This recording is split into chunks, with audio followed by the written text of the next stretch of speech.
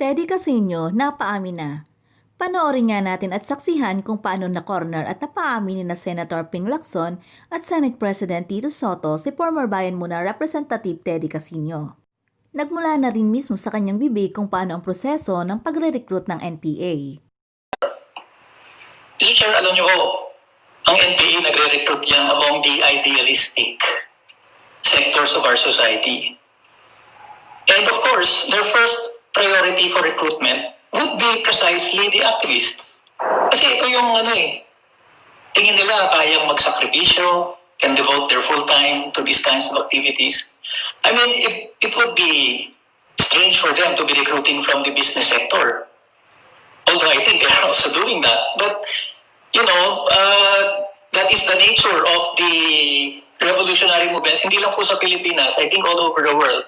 All the revolutionary movements, of course, they recruit primarily from these kinds of cause-oriented groups. At hindi na ho bago yan. Hindi naman natin tinatanggi na may recruitment talaga. I mean, if their experiences are to be believed, at di naman namin mapapasubalian. But I think, ang point namin dito, that does not mean that the organizations kung saan nagre-recruit ng NPA, sasabihin na natin, mga front yan, o mga bahagi na rin ng armado yan. That is a dangerous assumption to make, Mr. Chair. I think that is the all right. In that case, if what you're saying is accurate, if what you're saying is accurate, then General Parlade's warning is correct. It has value. Mag-ingat yung mga sumasabi kasi doon tumatarget ng NPA. Ito so sinasabi mo na siyempre sa mga aktivista sila mag-iimbita. Hindi sila mag-iimbita direkta from just the public. Di ba? Following your logic, then may value yung sinasabi ni Parlade na mag-ingat yung mga kababayan natin, yung mga celebrities, hindi ba ba? Mr. Chair, if that are mere words, I will not we eat that for breakfast. But we look at this in the context of the operations of the NDF-LCAC, of the counter-insurgency operations.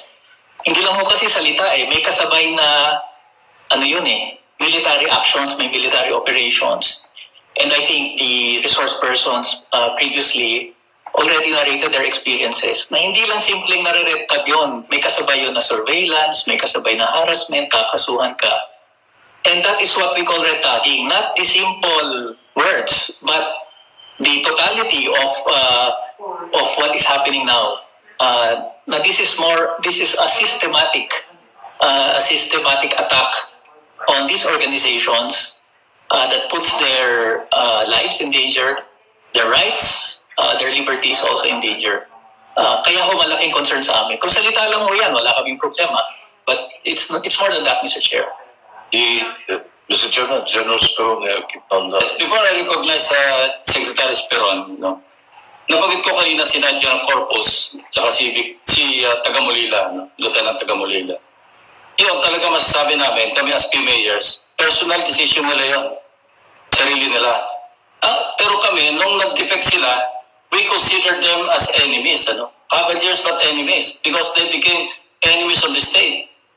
Ang tanong ko is, yung mga na-recruit yung mga members ng Makabayan, Anak Bayan, and so forth and so on, kinusuitan nyo ba sila na, kasi gobyerno na rin kayo Nakita nyo connection? Pareho tayong gobyerno because you became elected officials of the House of Representatives of Congress. So pareho yung situation natin. Are you ready to disown or denounce them? Having joined the NPA, na lumalaban sa gobyerno, armed struggle ito hindi ito yung laban sa kalye na nakipaglaban-laban sa mga issues. Ito, bakbakan ito, pumapatay ng mga sundalo, nag-extort ng pera sa mga may mga negosyo, sa mga kanayunan. Pareho tayo, we're on the same boat practically. But what I'm trying to say is, kami, immediately when they defected, we consider them as enemies because they became enemies of the state. Now I'd like to ask you point blank. Are you in the same, do you share the same sentiment regarding your members or former members who, sabi nga nila, sumampa doon sa NPA para makipaglaban na gamit ang armas. Please. Mr. Chair, definitely we do not consider them as enemies. You're not considering them as enemies. Kasi pinapatay sila ng mga taong gobyerno, ng mga mayors, ng They are engaged in rebellion, Mr. Chair. They are conducting or committing an illegal act.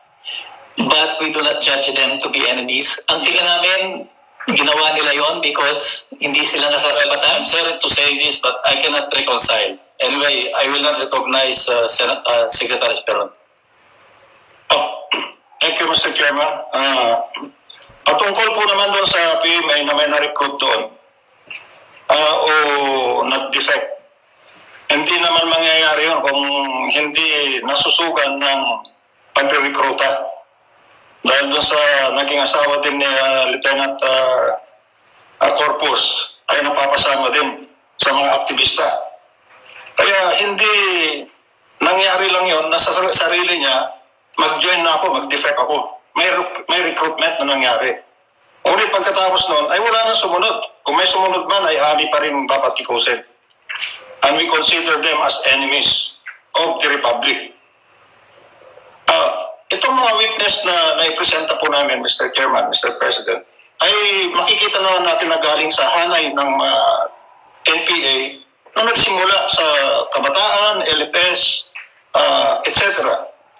Ngayon, parang sinasabi ni Mr. Casiño, Congressman Casiño dati, na sarili na lang desisyon yun.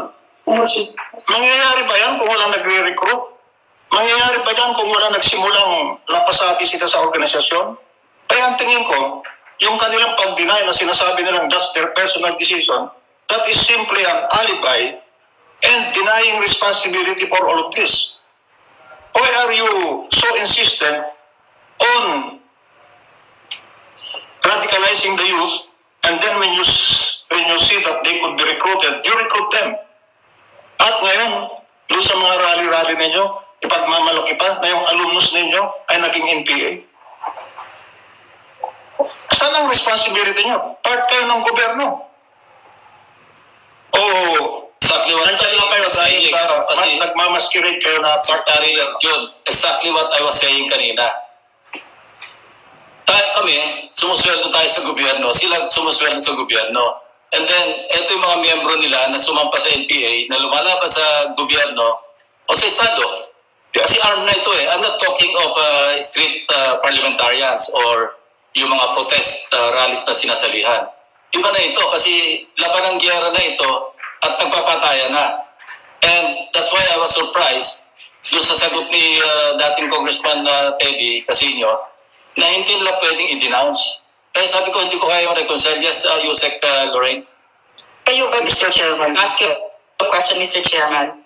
Do you denounce the atrocities, the inhumanities done on the Filipino people by the CPP, NPA, NDF? Do you, Mr. Chairman, do you condemn? Sorry? Do you condemn the atrocities that have been done against the Filipino people? Of course. Yeah. NPAs who are killing civilians, who are Yeah. killing policemen, And yet- who are killing military officers, who are Yes. killing former members who Yes. wanted to go back to the mainstream. Of course, I denounce them. The grief and destruction that was caused us, brought to the people by the CPP, and yet we have the Makabayan Bloc who refuse to do this, no?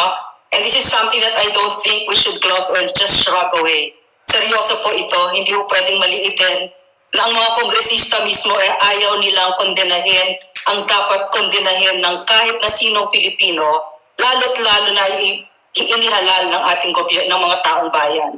Hindi po pwedeng maliitin yun. I was not part of government. Then I'm free not to denounce them. Pwedeng may simpatya ako sa cause, but I'm with government. So, Mr. Chairman Noel, may I just recognize you si Noel muna. Then after Noel. konting review lang po sa history ni Victor Corpus at saka ni pati ng taga-Manila po sa process ng recruitment. Siguro alam nila ni Teddy Casiño to. Before, nilaging NPA si Victor Corpus at saka si Lieutenant taga-Manila, they were recruited as member of KM. And noong mga panahon na wala pang martial law. KM was a legal organization. When Joma rendered a speech inside the PMA na may titulo The Mercenary Tradition of the Armed Forces of the Philippines, that's the time when Lieutenant Victor Corpus and Lieutenant Tagamula was recruited as member of KM. Remember, legal pa yung KM noong panahon na yun because KM was declared underground and illegal during the implementation of martial law by President Marcos. So gaya din namin, dinaanin din namin, naging LFS kami, then later on, na-recruit kami ng EM, na-recruit kami as candidate member of the party, then later on, naging full member of the party. Unang punto, pangalawa po, yung sinasabi kanina ni Teddy Casiño, gaya yung sinabi ko kanina, those are storylines. Yung ganun pong defense na sinasabi na personal option namin na maging NPA. But remember, Mr. Teddy Casiño, ang LFS, Bayan Muna, CGP, NUSP at lahat ng mga legal organizations ay may parehong kurikulum na pinag-aaralan. PADEPA. Ano yung laman ng PADEPA? Yung unang kurso doon, maikling kurso hinggil sa lipunan at revolusyong Pilipino. Pinag-uusapan doon ang armadong pakikibaka. Ang ibig kong sabihin, these legal organizations are laying the ground for recruitment sa NPA. Yun yung nangyayari, kaya hindi pwedeng sabihin natin na personal option lang. Itong mga legal organization na to, yun yung naglilay ng ground. Nagsiset ng condition para itong mga tao na to ay mag-operator na maging NPA. Kaya hindi pwedeng sabihin na walang responsibility. At gaya ng sinasabi namin kanina, batay sa ibinasa na natin mga provisions ng mga official na dokumento ng partido, nasa PWC yan, yung party constitution, malinaw dyan. Sa loob ng mga legal organizations na to, nandyan yung party group na siya yung nagpo-provide ng political leadership over dito sa mga legal organizations na to. At sila yung nag-a-agitate ng mga membro na to. Kaya, ang nangyayari, recruitment muna sa legal, then later, marirecruit doon sa underground mass organization, then later, pag nag-develop sila, ayun. Yeah, okay. Let me recognize Congressman Teddy Casiño. Thank you, Mr. Chair. And after that, Congressman Sarate. Just on those points, Mr. Chair. First, just like we do not consider the members of the MILF or the MNLF as enemies, we also do not consider the members of the CPP and PANDF as enemies. They are revolutionary groups. We may not agree with their program. We may not agree with the way that they are pushing for their agenda. But ang attitude ho namin sa kanila, i-engage because we recognize that these revolutionary organizations, their struggles are rooted in very legitimate and historical grievances of our people. And para sa akin ho, to simply denounce them as enemies, it closes the door for a healthier engagement. Lalo na ho kami, we are engaged in the many issues that they are also pushing for, land reform, land leases, etc. So nasa ganong situation kami. In any case, Mr. Chair, that is our position, that we do not consider them as enemies. We consider them as fellow Filipinos na dapat kausapin. At kung pwede magkaroon ng political settlement, that is good. And if that is what we believe in, then that should be respected. Now, on the issue of recruitment, I reiterate, Mr. Chair, yung pamumundok personal na decision yan. Of course, the LFS or anak bayan, part ho ng task talaga nila is to raise the political consciousness of their constituents. Ayun ang trabaho ng aktivista eh. Talagang palawakin ang kaalaman, mulatin. And part of the reality, no? Bahagi ho ng realidad sa ating bansa, may armadong labanan eh. And it is important for an activist to understand. Bakit nga ba nagre-rebel? Marami pong salamat sa inyong panunood. Huwag po natin kakalimutang mag-like, mag-comment at mag-subscribe. Maraming salamat!